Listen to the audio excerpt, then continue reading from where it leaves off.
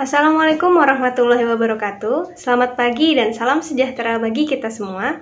Di sini kami kelompok 9 akan mempresentasikan hasil diskusi kelompok kami terkait Pancasila sebagai dasar nilai pengembangan ilmu. Tak kenal maka ta'aruf, saya akan memperkenalkan anggota kelompok kami yaitu yang pertama Indah Mutia Aziza, yang kedua Sofi Amelia Saputri, yang ketiga saya sendiri Meita Molina Hakim, yang keempat Karina Edelwi Anasta, yang kelima Eka Sari Minal Oktavia, dan yang terakhir Aisy Salwa Daiwani. Langsung saja kita ke sub materi yang pertama, yaitu konsep Pancasila sebagai dasar pengembangan ilmu. Konsep Pancasila sebagai dasar pengembangan ilmu. Yang pertama, IPTEK tidak bertentangan dengan nilai-nilai Pancasila. Maknanya, IPTEK yang dikembangkan di Indonesia tidak boleh bertentangan dengan nilai-nilai yang terkandung dalam Pancasila. Yang kedua, IPTEK harus menyertakan nilai-nilai Pancasila, yang mana sejak awal pengembangan IPTEK harus melibatkan nilai-nilai Pancasila sebagai faktor internal dalam pengembangan IPTEK itu sendiri. Yang ketiga, Pancasila sebagai rambu normatif bagi pengembangan IPTEK di Indonesia, yang mampu mengendalikan antara cara berpikir dan cara bertindaknya bangsa Indonesia. Yang keempat, IPTEK harus berakar dari budaya dan ideologi bangsa Indonesia. Maknanya, proses indigenisasi ilmu mengandaikan bahwa Pancasila bukan hanya sebagai dasar pengembangan ilmu, melainkan sudah menjadi paradigma ilmu yang berkembang di Indonesia. Slide selanjutnya yaitu tentang pentingnya Pancasila sebagai dasar pengembangan ilmu. Yang pertama yaitu karena adanya pengerusakan yang ditimbulkan oleh IPTEK, baik dengan dalih percepatan pembangunan maupun peningkatan kesejahteraan masyarakat. Contohnya adalah penggalian tambang batu bara, minyak, biji besi, dan emas di berbagai daerah di Indonesia dengan menggunakan teknologi canggih yang dapat mempercepat kerusakan lingkungan. Hal tersebut perlu mendapat perhatian yang serius. Apabila hal ini dibiarkan berlarut-larut, maka generasi yang akan datang menerima resiko kehidupan yang rawan bencana karena kerusakan lingkungan dapat memicu terjadinya bencana seperti longsor, banjir, pencemaran akibat limbah, dan bencana lainnya. Kemudian yang kedua yaitu penjabaran sila-sila Pancasila sebagai dasar nilai pengembangan IPTEK dapat menjadi sarana untuk mengontrol dan mengendalikan kemajuan IPTEK yang berpengaruh pada cara berpikir dan bertindak masyarakat yang cenderung pragmatis. Itu artinya, penggunaan benda-benda teknologi dalam kehidupan masyarakat Indonesia dewasa ini telah menggantikan peran nilai-nilai luhur yang diyakini dapat menciptakan kepribadian manusia yang memiliki sifat sosial, humanis, dan religius. Selain itu, sifat tersebut kini sudah mulai tergerus dan digantikan oleh sifat individualistis, pragmatis, bahkan cenderung sekuler.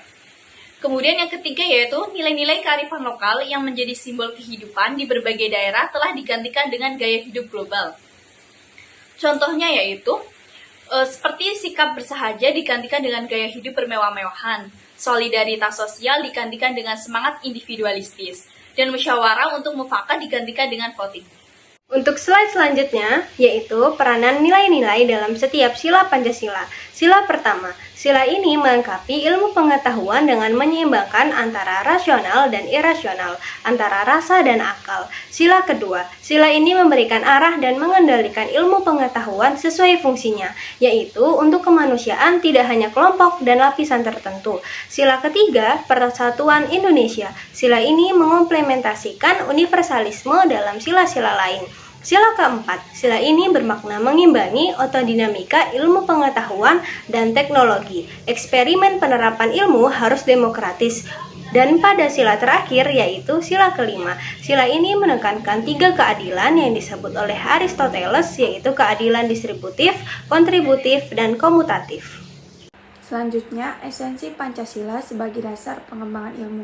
Yang pertama, memberikan kesadaran bahwa manusia hidup di dunia ibarat sedang menempuh ujian dan hasil ujian akan menentukan kehidupannya di dunia dan di akhirat.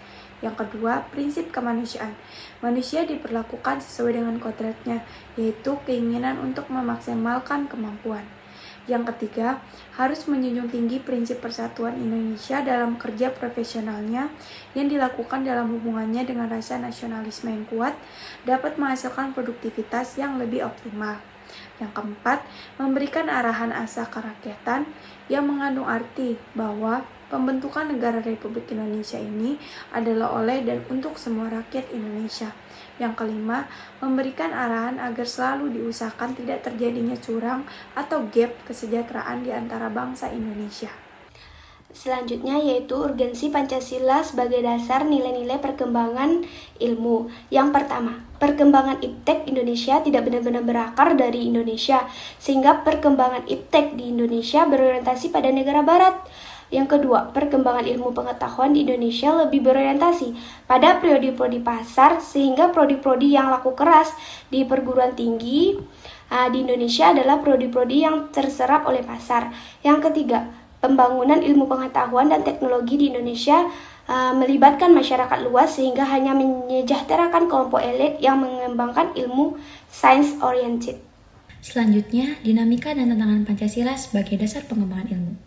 Pertama, kapitalisme, yang sebagai menguasai perekonomian dunia, termasuk Indonesia. Akibatnya, ruang bagi penerapan nilai-nilai Pancasila sebagai dasar pengembangan ilmu menjadi terbatas. Upaya bagi pengembangan sistem ekonomi Pancasila yang pernah dirintis Profesor Mubiarto pada 1980-an belum menemukan wujud nyata yang dapat diandalkan untuk menyangkal dan menyaingi sistem ekonomi yang berorientasi pada pemilik modal besar. Kedua, globalisasi, yang menyebabkan lemahnya daya saing bangsa Indonesia dalam pengembangan iptek, sehingga Indonesia lebih berkedudukan sebagai konsumen daripada produsen dibandingkan dengan negara-negara lain. Ketiga, konsumerisme, menyebabkan negara Indonesia menjadi pasar bagi produk teknologi negara lain yang lebih maju ipteknya. Pancasila sebagai pengembangan ilmu baru pada taraf wacana yang belum berada pada tingkat aplikasi kebijakan negara. Selesai sudah presentasi dari kelompok kami. Mohon maaf jika ada kekurangan kata atau perbuatan. Kami pamit undur diri. Terima kasih. Wassalamualaikum warahmatullahi wabarakatuh.